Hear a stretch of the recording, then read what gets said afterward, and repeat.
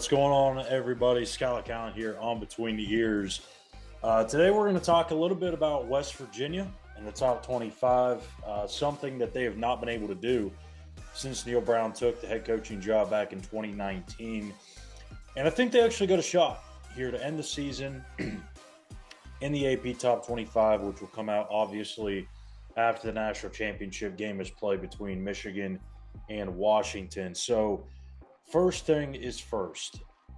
Is West Virginia worthy of being a top 25 team? And if you were to ask me that maybe after the Baylor game that wrapped up the regular season, I would have said probably not. I mean, I think this is a team that's clearly trending in the right direction, but there are some inconsistencies in the game in all three phases that give you a little concern. When you lose, or not lose, but when you almost lose to Baylor, that sparks concern. But I think bouncing back in the bowl game convincingly should get them in the top 25, or at least very, very close to it. And I'm not saying that beating a team that lost all of its starters or most of its starters in North Carolina is something to write home about.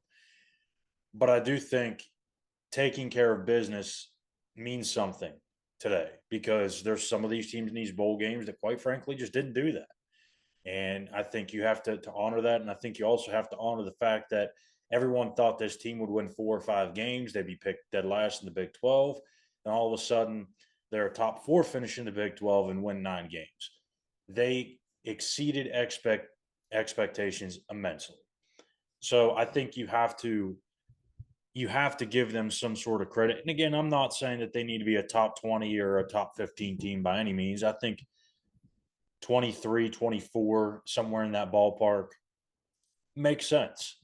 Going into the top 25 and some of the results from those games, and I'm going to start around the 16. Let's go to let's work our way from the number 15 team down, and this is just in the AP top 25, which is the one that really matters, at least to a lot of people. I don't really care about the playoff rankings. That's only for the top 4.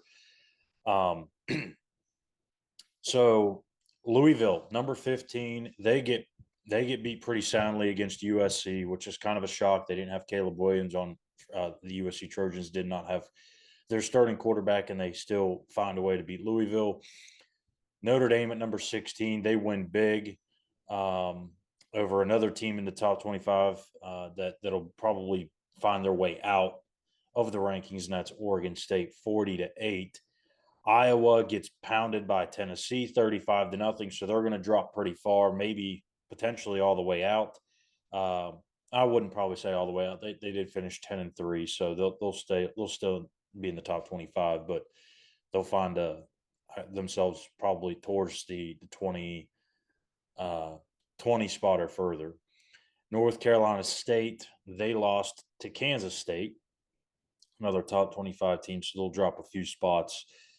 SMU, they lost to Boston College in the Fenway Bowl.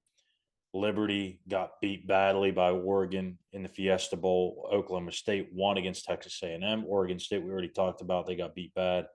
Tennessee, as we just mentioned, beat Iowa. Tulane, they lost their bowl game by 21 to Virginia Tech, a 6-6 Virginia Tech team.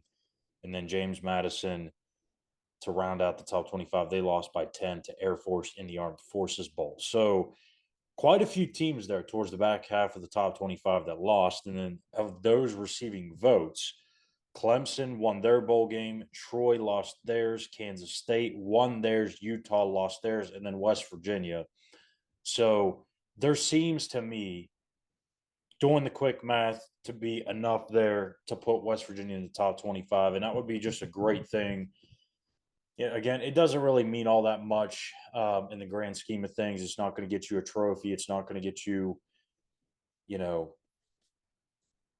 much, but it is a signal and a sign that this thing is headed in the right direction. For the first time ever, you could be ranked in the top 25 under Neil Brown. You're heading in that direction of where you want to be, and that's a top team in the Big 12. They finished again in the top 4 this year. I think they're worthy of it for sure.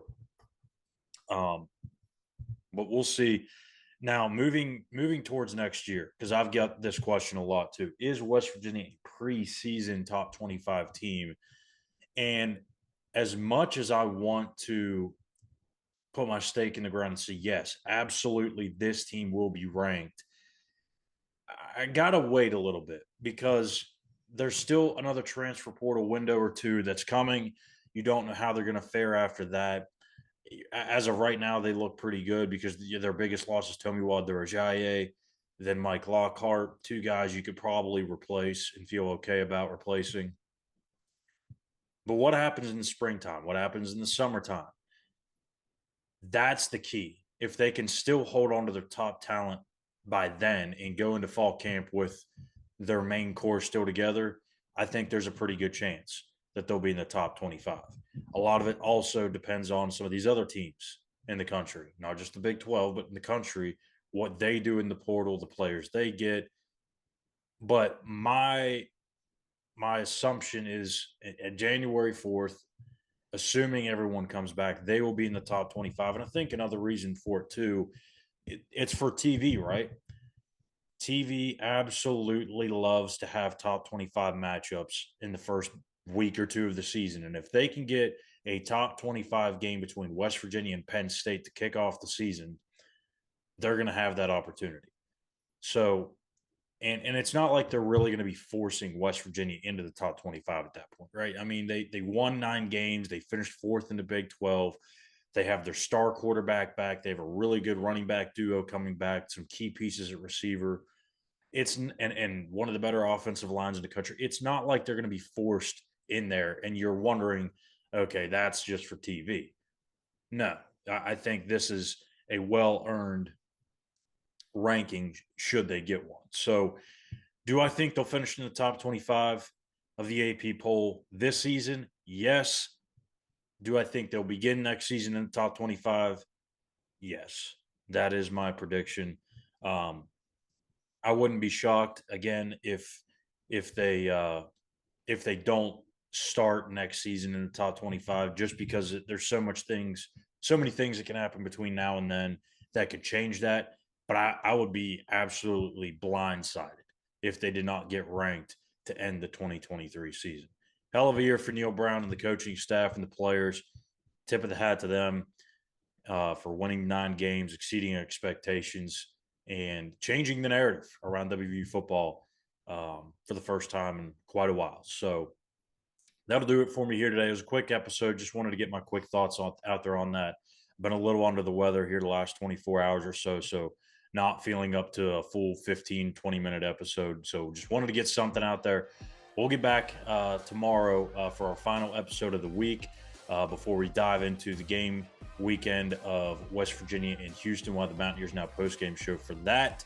And then we'll have Sunday off, coming back Monday here on Between Years. So thank you guys for taking some time out of your Thursday to check out another episode here of Between Years. Make sure you hit the subscribe button on YouTube at Mountaineers Now. We'll be back tomorrow with another episode.